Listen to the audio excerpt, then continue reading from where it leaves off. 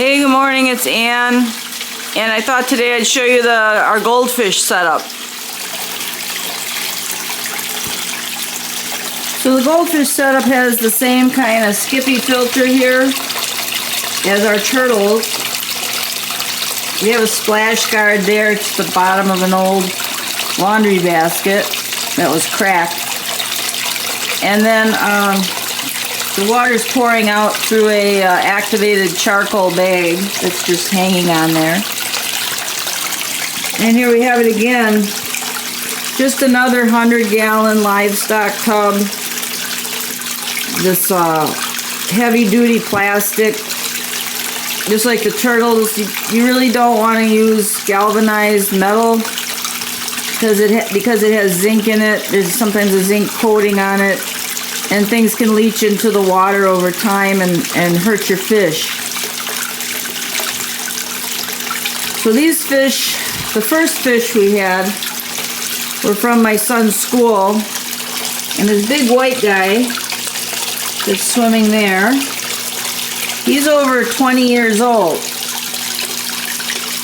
The other fish kind of just came. Some I found strangely in a parking lot in a bag. People bought them and left them in the cart. Some of these fish have gotten growths on them, and I've seen you can take the fish and anesthetize them with, I believe, clove oil. That's CLOVE. And cut the growths off and cauterize it with a soldering iron type thing. But I'm kind of leery about doing that and just giving them an infection. And some goldfish are prone to growths. And as you can see, that guy has a growth. And another guy has a growth. A couple of them, smaller ones. And these are caused sometimes by a viral infection, but it's not a thing that's going to particularly hurt your goldfish. These usually aren't cancerous, they're benign, and they don't seem to bother these fish. So I really don't want to be messing with that. These fish are all pretty old. These fish are all 18 years old or older, and they just my first idea was to have them in an outdoor pond, but that never materialized. So here they are in their tank. Now I have the plant light over here, 2 plant lights, and that provides a good light source for the fish. These plant lights are the daylight plant lights. They're LED, but they're daylight. I haven't had any problems with the fish over here. Let's see, I give them their morning feeding here.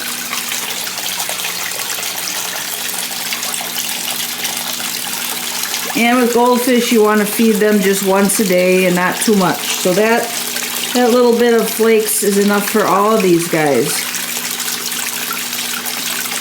Another important thing is, of course, having enough room for the fish to swim. Now, if you saw my video about these skippy filters, they're pretty easy to build if you have a drill and you get some sealant to seal this piece of plumbing pipe. That's a PVC pipe. So if you watch that video on the turtle filters, or on the turtles, you'll see how to build a skippy filter.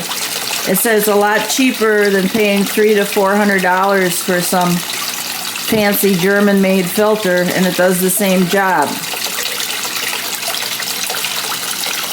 It's powered by a pond pump, a really small pond pump that's down at the bottom.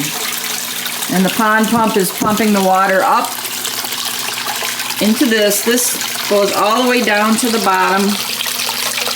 And then as the bucket fills up, The water comes up through nylon netting. You can also use quilt batting, polyester quilt batting in there. Well, the water rises up, all the gunk is caught, and the water overflows through the spigot and back down into the tub. Very easy to make these Skippy filters. And a pond pump now, I'm not sure what they cost. We paid about $40 for the small pond pump that was at the end of the season. The bucket's about $5, just any kind of bucket with a cover. Nylon netting, you can get that at any fabric store. Make sure you get the nylon netting. And then get several yards of it because you want to really pack it in there. And the plumbing fixture here at any big box hardware store. Find it in the plumbing department. So very easy to build a Skippy filter. You just have to have a way to elevate it. And it keeps the water real clean. And once again, I clean it out only once a year. Just like with the turtles, it does not smell inside there. Now we keep this running day and night, so it's a little different than the turtle filters. But still, it doesn't really smell. It might have a tiny odor when you open it up. Like I said, the turtles, they don't smell at all. Their filters can go for over a year without any odor at all. I think these fish are a little freaked out because I'm standing over here with the camera. Otherwise, they would have gobbled up all the food already.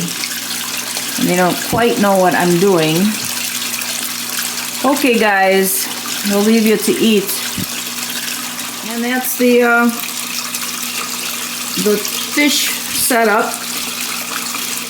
You could also probably, you know, if you have this in a basement, and like I said, these tubs, because water is over 8 pounds per gallon, these tubs weigh over 800 pounds. They're between 800 and 900 pounds when they're full of water. So you can't have them sitting in your house unless the floor has been reinforced. But they're great for basements. And if I didn't have the plants over here, you know, my plants, these lights, I would probably hang one of the lights over the turtle tub over here.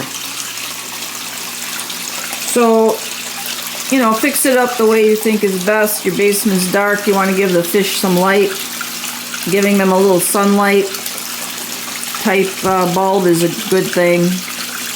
Even try a reptile basking bulb, maybe hung up. But remember, with those kind of bulbs, you have to hang them up high enough so that they're not going to get splashed with water if the fish suddenly flips some water out, because you don't want those bulbs that are hot to get water on them, or they just would burst and crack.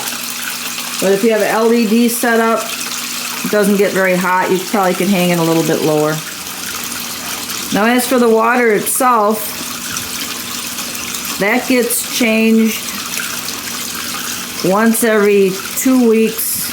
And I don't change all of it. You don't want to change all of the water at one time, because the water coming out of your tap is full of gases that are dissolved in the water. And if you just put water right from the tap and throw some fish into the water, all those gases are getting absorbed into their gills, and then they get into their bloodstream, and they'll cause an embolism in their blood vessels, and it can kill the fish, make them very almost, they'll have a disability. They won't be able to swim well. They'll be very sickly, but it might kill them outright as well. So you can buy pellets that you put in to age, they call it age the water. What it really is doing is getting the gases out of the water.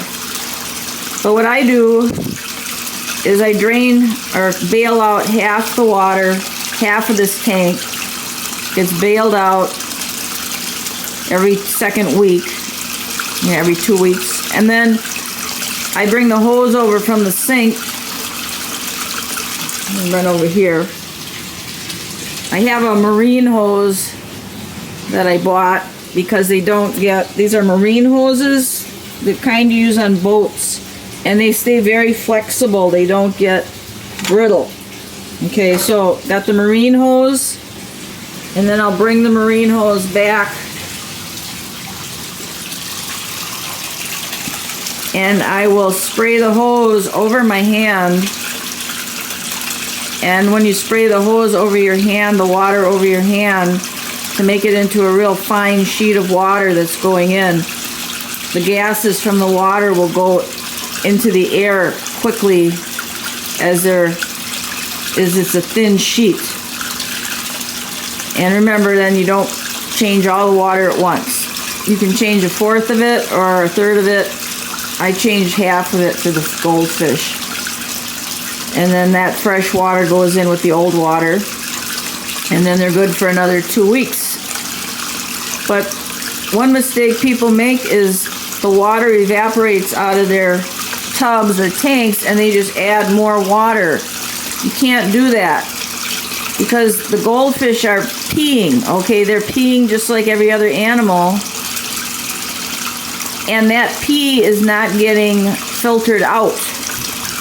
So that's staying in the water. And if you just keep adding more water as water evaporates, all the salts and chemicals in the urine are still in the water that is in the tub, and they're just going to keep building up and building up until they're at a toxic level. So you have to take water out and you have to put new fresh water in. That's very important.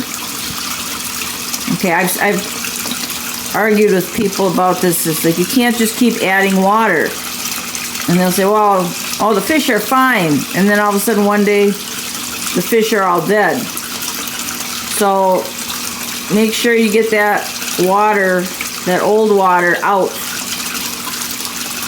Because then you're going to dilute any of the pollution that's in the water by putting in fresh water.